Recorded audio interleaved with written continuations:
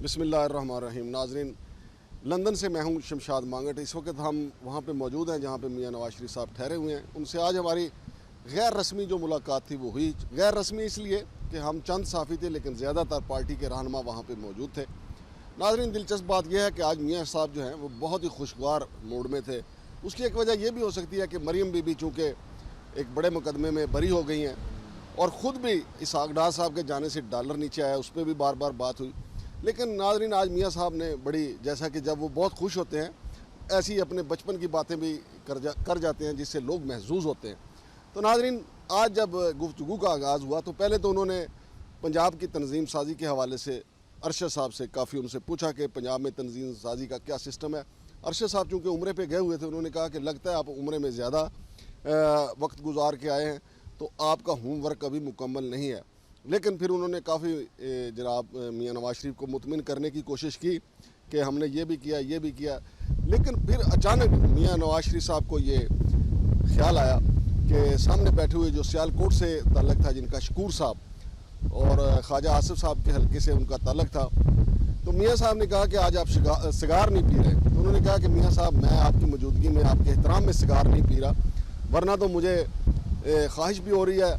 तो मियाँ साहब ने कहा कि शायद जुमे का वक्त है, आपका कहीं आप, लेकिन साथ ही बैठे हुए ख्वाजा आसिफ साहब ने कहा कि वजू नहीं टूटता सिगरेट पीने से। तो मियाँ साहब ने फिर अपने बचपन का बताया कि मुझे सिगरेट के जो धुएँ की भीनी भीनी खुशबू है बीड़ी की, वो मुझे बहुत अच्छी लगती है। तो मियाँ साहब ने उनसे कहा, शकूर साहब से, कि आप मेरे पास आ जाएं। फिर उनके कुर्सी जो है स्पेशली मियाँ साहब के साथ लगाई गई और फिर उनको वहाँ पे बैठाया गया। फिर उन्होंने जब सिगार सुलगाया तो उसका पहला जो धुआं है वो उन्होंने मियाँ साहब के कदमों की तरफ फेंका। लेकिन फिर मियाँ साहब ने बड़े ही लाहौरी अंदाज में उनसे कहा कि अब बाकी धुआं जो है वो ख्वाजा आसिफ की तरफ जो है वो फेंकें।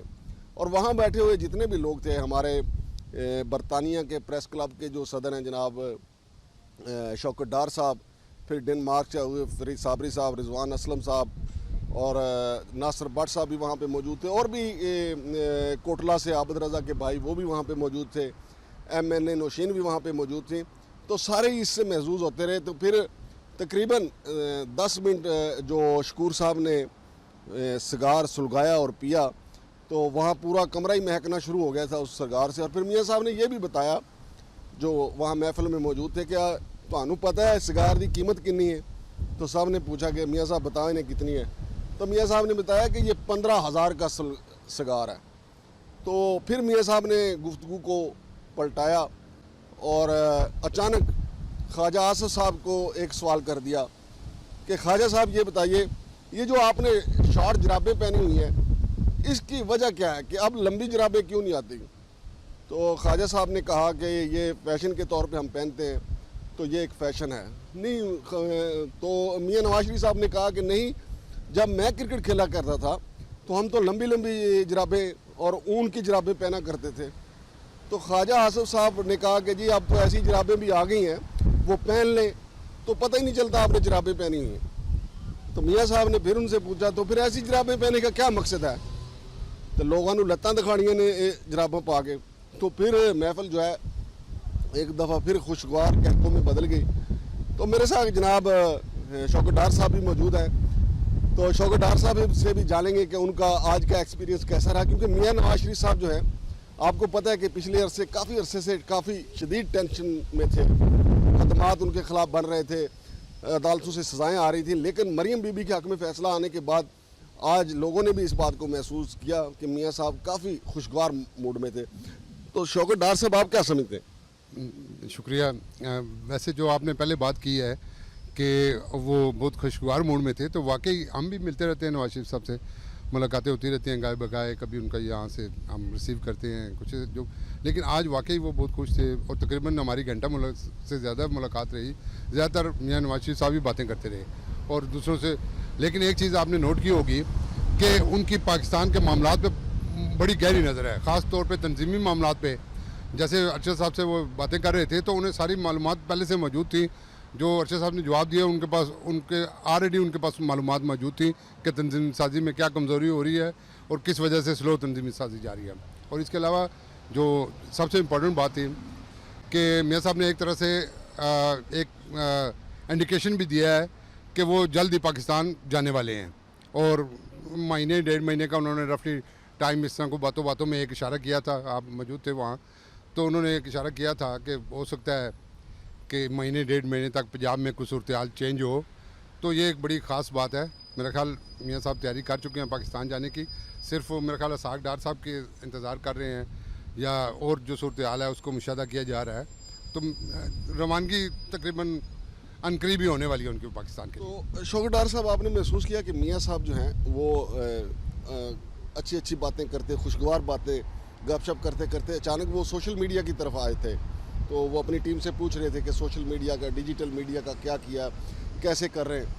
तो लग रहा है कि मियाँ साहब यहाँ बैठ के अपना सोशल मीडिया जो है वो भी उसको काफ़ी मुतहरक करने की कोशिश कर रहे हैं। हाँ, बिल्कुल। वो ख़ास तौर पे उनकी सोशल मीडिया पे नज़र थी, और उन्होंने जो अरशद साहब से बातें की, तो जो उन्होंने एक बात कही थी कि भाई जिन लोगों के व्हाट्सएप या ट्विटर अकाउंट नहीं है या जिनके कुछ इस तरह की चीज़ें नहीं हैं, उन्हें अहदेदार ना ही बनाया जाए तो बेहतर है। उनसे रब्ता कैसे मुमकिन हो सकेगा। तो यहाँ के जो लंदन ऑफिस है एक तरह से इस वक्त ये मुस्लिम लीग के सेंट्रल सेक्रेटरीट के तौर पे काम कर रहा है। तो तमाम जो मालूमात हैं यहाँ इकट्ठी की जा रही हैं, और तंजीम पे ख़ास तौर पे कोशिश हो रही है कि तंजीम मजबूत हो, ताकि अगले इलेक्शन हो या जो भी सूरत हाल हो उसके लिए पार्टी के तंजीम साजी मजबूत हो। अच्छा डार साहब, आज मियाँ साहब के सामने एक दफ़ा फिर वो शिकायत आई, लेकिन वहाँ पे हम पाकिस्तान में भी देखते हैं कि मुस्लिम लीग नहीं, उनके जो अरकान पार्लियामेंट हैं, ख़ास तौर पे कौमी असम्बली के जो अरकान हैं, वो चाहते हैं कि ज़्यादा से ज़्यादा फ़ंड रिलीज़ हों और वो अपने हलकों में काम करें ताकि आइंदा इलेक्शन में वो बड़े बाइज़ तरीके से, भरपूर तरीके से जा सकें। तो आज भी इस पर बात हुई, आप क्या कहते हैं कि लेकिन वक्त बड़ा कम है, क्या वो फ़ंड रिलीज़ हुए तो लग सकेंगे हलकों में? देखिए, ये तो अभी आम तौर पे अभी तक महसूस किया जा रहा है कि ऐसे लगता है जैसे पाकिस्तान में हुकूमत में तब्दीली हुई नहीं। ब्यूरोक्रेसी में तकरीबन वही लोग काम कर रहे हैं जो इमरान खान की हुकूमत में थे। यहाँ तो बिल्कुल ही एहसास नहीं होता कि हुकूमत को चेंज हो चुकी हो या कुछ ऐसा तब्दीली आई हो। तो यही शिकायत जो है पाकिस्तान में MNAs को, MPs को है कि उनके हल्के के लिए फ़ंड रिलीज़ नहीं हो रहे। उनके जो काम करना चाहिए फौरी तौर पे उनको जिस स्पीड के साथ अभी अपनी एफिशिएंसी शो करनी चाहिए वो हो नहीं रही उनसे। तो ये शिकायत है उनके शहबाज शरीफ के गवर्नमेंट से। और आपने देखा उन्होंने वहाँ मियाँ साहब से को के भी नोटिस में लाया ये मामला। तो ये एक ज़रूरी है इस वक्त मुस्लिम लीग को चाहिए कि वो अगर कुछ करना चाहते हैं अगले इलेक्शन के लिए, तो उन्हें फौरी तौर पे हंगामी बुनियादों पे आवाम के रिलीफ के लिए काम करना पड़ेगा। जी, बहुत शुक्रिया डार साहब। नाजरीन, ये बात हुई और मियाँ नवाज शरीफ साहब ने यकीन दिलाया अपने साथियों को कि वो इस हवाले से वज़ीर आज़म मियाँ शहबाज शरीफ साहब से भी बात करेंगे और चौधरी एहसन इकबाल साहब से भी बात करेंगे ताकि फ़ंड्स जो हैं वो जल्द अज जल्द रिलीज़ हो सकें। चूँकि ख्वाजा असद साहब का कहना था कि फ़ंड्स अगर अभी भी रिलीज़ कर दिए जाएँ तो उनको तमाम हलकों में उनके को लगा देना बड़ा कमाल होगा, लेकिन इसके लिए ज़रूरी है कि अभी फ़ौरी तौर पर फ़ंड्स जो है वो लगा दिए जाएँ। नाजरीन, जब ये मुलाकात जारी थी तो इसी दौरान हमारे टेस्ट क्रिकेटर फ़हीम अशरफ साहब भी वहाँ तशरीफ़ लाए और उनके बारे में मालूम हुआ कि वो राना इकबाल साहब जो हैं हमारे पंजाब असम्बली के साबिक़ स्पीकर हैं, उनके वो कज़न हैं। तो मियाँ नवाज शरीफ साहब ने इस हवाले से भी बड़ा ज़बरदस्त तबसरा किया। उन्होंने कहा कि राणा साहब तुहाडी उम्र देखिए तो फ़हीम अशरफ की उम्र देखिए, ये तो तुहाडे पोतरे होने चाहिए ने, किस तरह तुहाडे कज़न ने। उन्होंने कहा कि इनके जो वालिद मोहतरम है तो उनके और हमारे जो रिश्तेदार हैं तो उसको देखा जाए तो फ़हीम अशरफ जो है वो मेरा ये जो कज़न है। फिर राणा मियाँ साहब ने फ़हीम अशरफ साहब से पूछा कि आपके वहाँ फूल नगर में क्या सूरत हाल है, वहाँ पे क्रिकेट ग्राउंड है? तो उन्होंने कहा कि जनाब पहले एक आम सा ग्राउंड था, फिर आप लोगों ने फंड्स दिए, मुस्लिम लीग नून ने फंड दिए, तो अब वहाँ पे हमारे पास एक बेहतरीन ग्राउंड है। फिर मियाँ साहब ने उनसे पूछा कि आपने कितने टेस्ट, कितने वनडे खेले हैं और अब आप टीम में शामिल क्यों नहीं हैं? तो उन्होंने कहा जी मैंने अब भरपूर परफॉर्म किया है, लेकिन टीम की सिलेक्शन ने मुझे नहीं चाहा तो मैं नहीं हूँ। तो उसके बाद जो है फिर बाद में उनकी की अलग भी मियाँ साहब से मुलाकात हुई। तो नाजरीन, आज ये मियाँ नवाज शरीफ का एक मेरे लिए तो एक नया चेहरा था, क्योंकि हमने उनको अदालतों में देखा या प्रेस कॉन्फ्रेंस करते हुए देखा तो वो बहुत संजीदा नज़र आते थे, लेकिन आज के माहौल में तो उन्होंने काफ़ी जो है महफिल को कश्ते ज़ाफ़रान बनाए रखा। शमशाद मांगड़ को लंदन से इजाज़त दीजिए। अल्लाह हाफ़िज़।